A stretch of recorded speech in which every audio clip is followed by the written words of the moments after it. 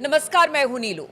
तो ट्रंप को टैरिफ पर एक बड़ा झटका लगा है और ये झटका बहुत ज्यादा बाकी देशों के लिए राहत लेकर आया है।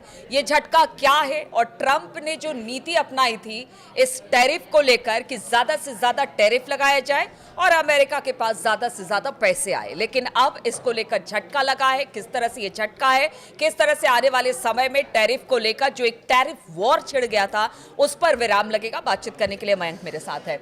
मयंक, एक बड़ा झटका कहा जा रहा है क्योंकि टैरिफ नीति को उन्होंने इस तरह से एकदम सबके सामने लेकर आए थे और फिर कहा था कि देखिए एक तरह से जो अमेरिका पर अब तक ज़्यादा से ज़्यादा देश ज़्यादा से ज़्यादा टैरिफ लगाते हैं, उसको लेकर अब अमेरिका जागा है और अब टैरिफ की बात हो रही। बहुत सारी बातों के साथ टैरिफ को लेकर आया गया था।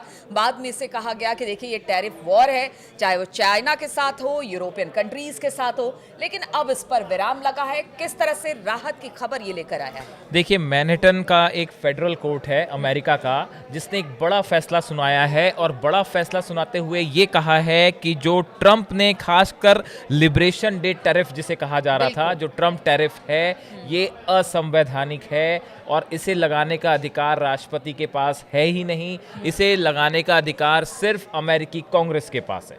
देखिए, पूरे मैटर को समझना होगा कि ट्रंप ने उन देशों से आने वाले सामान पर समान रूप से टैक्स लगाने का आदेश दिया था जो अमेरिका से कम सामान खरीदते हैं और उससे ज्यादा सामान बेचते हैं। ऐसे देशों के ऊपर जो टैक्स लगाया था इसे कहा गया था लिबरेशन डे टैरिफ, जिसको लेकर ये पूरा विवाद था। अब देखिए, ट्रंप प्रशासन ने अप्रैल में जो अप्रैल अभी गया उसमें ये लिबरेशन डे टैरिफ के नाम से ये जाना जाने लगा और ये टैरिफ लगा दिया। इसके बाद अमेरिका के कई व्यापारियों ने इसको कोर्ट में चुनौती दी और कहा कि साहब ये जो ट्रंप की तरफ से टैरिफ लगाया गया है ये असंवैधानिक है, गैर कानूनी है।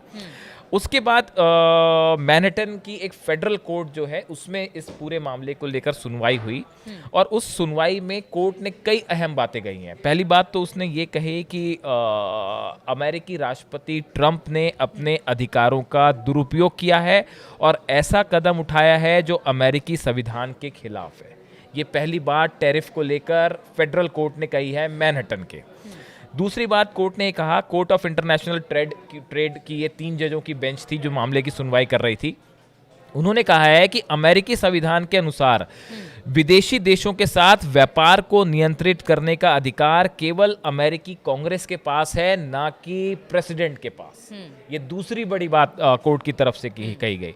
तीसरी बात, अदालत ने कहा कि ट्रंप ने जो international emergency economic power act यानी IEEPA के तहत ये ट्रैफिक लगाए थे, वह कानून उससे उन्हें ऐसा करने का असीमित अधिकार नहीं देता है। मतलब जिस एक्ट के तहत इस टैरिफ का अनाउंसमेंट किया गया था, इस टैरिफ को लागू किया गया था, कोर्ट का कहना है भाई ये कोई असीमित पावर नहीं है कि जो राष्ट्रपति को दे दिया और आपने सब किसी भी तरह के जो है टैरिफ लगा दिए।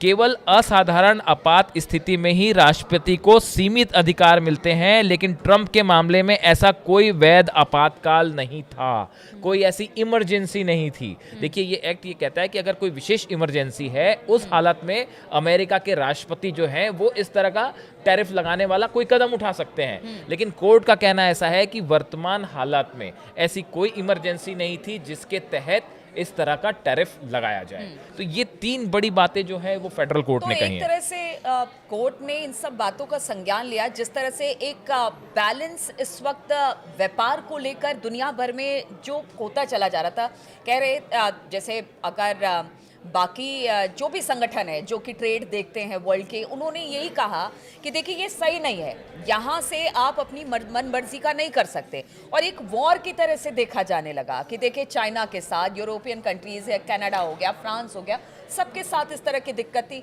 आने वाले समय में लग रहा था कि अब और वर्स्ट स्थिति होगी, क्योंकि देखिए चाइना के साथ कुछ दिन के लिए जरूर इसे स्थगित किया गया था, लेकिन उसके बाद क्या होगा, सब बाजार भी इससे सहमा हुआ था। तो अब इस फैसले के बाद कह सकते हैं कि शायद हालात बाजार को लेकर और व्यवस्थाओं को लेकर दुरुस्त हो, बड़ा परिवर्तन हो सकता है। देखिए, पहले तो ये बात समझनी होगी कि जो ट्रंप की तरफ से तर्क दिए गए फेडरल कोर्ट में, उन्होंने क्या कहा। ट्रंप प्रशासन ने दलील दी थी कि 1971 में तत्कालीन जो राष्ट्रपति थे रिचर्ड निक्सन, उन्होंने भी इमरजेंसी के तहत टैरिफ लगाए थे और तब कोर्ट ने इसे मंजूरी दी थी। ये ऐसा ट्रंप के लॉयर्स की तरफ से कोर्ट में कहा गया। दूसरी बात ये कही गई कि राष्ट्रपति की आपात स्थिति की घोषणा करने की वैधता तय करना अदालत का नहीं बल्कि कांग्रेस का अधिकार है, लेकिन अदालत ने इस तर्क को खारिज कर दिया। ये जो 2 तर्क बड़े ट्रंप की तरफ से दिए गए थे, इसे खारिज कर दिया गया।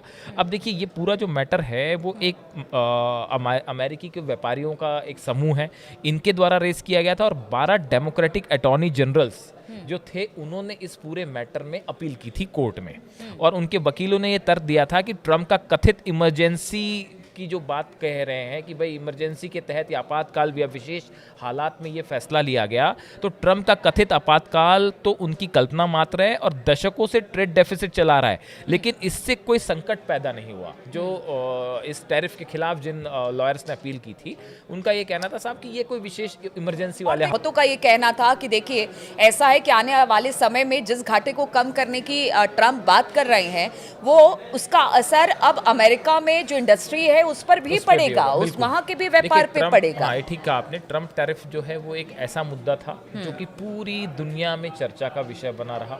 पिछले 6 महीने जब से ये लागू हुआ है, उसके बाद से हर तरफ इसी की चर्चा थी, और ये माना जा रहा था कि इस ट्रंप टैरिफ के बाद जो है पूरे दुनिया के ट्रेड पे इसका बहुत बड़ा असर होगा, और ट्रेड डेफिसिट पे बहुत बड़ा असर होगा। कई देशों से जो व्यापार का संतुलन है वो बिगड़ सकता है। अब सवाल ये है कि आगे क्या होगा। हाँ। तो देखिए, ट्रंप एडमिनिस्ट्रेशन की तरफ से इस फैसले को US court of appeals for the federal circuit, इसमें चुनौती दी जा सकती है, और उसके बाद हो सकता है कि अगर वहां से भी मन मुताबिक फैसला नहीं आया तो वो सुप्रीम कोर्ट भी जा सकते हैं। तो अभी ट्रंप एडमिनिस्ट्रेशन के पास 2 स्टेप हैं जिससे वो इस फैसले को चुनौती दे ठीक है, तो ये हम मान के चले कि चूंकि मामला कोर्ट में आ गया है, तो ये मामला अभी लंबा खिंचेगा और तब तक थोड़ी राहत मिलेगी इस टैरिफ वॉर से, क्योंकि दुनिया भर में इसे लेकर हलचल मची हुई थी। खास तौर पर एक टैरिफ वॉर्स की स्थिति बन गई थी, चाहे वो चाइना हो, यूरोपियन कंट्रीज हो, ब्रिटेन हो, हर जगह इस तरह की चीजें देखने को मिल रही थी। भारत भी इससे कहीं ना कहीं प्रभावित था, लेकिन अब ये मामला कोर्ट में चला गया है। अब कोर्ट इस पर संज्ञान लेगा,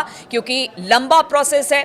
अब जो कि अमेरिकी प्रशासन है, ट्रंप प्रशासन, वो भी इसको लेकर आगे जाएगा, सुप्रीम कोर्ट तक जाएगा। लेकिन तब तक हम ये मान के चले कि इस टैरिफ से फौरी राहत तो जरूर मिलेगी। लगातार हम इस तरह की खबरें आपके लिए लेकर आते रहेंगे। फिलहाल बहुत बहुत शुक्रिया हमारे साथ इस चर्चा में शामिल होने के लिए।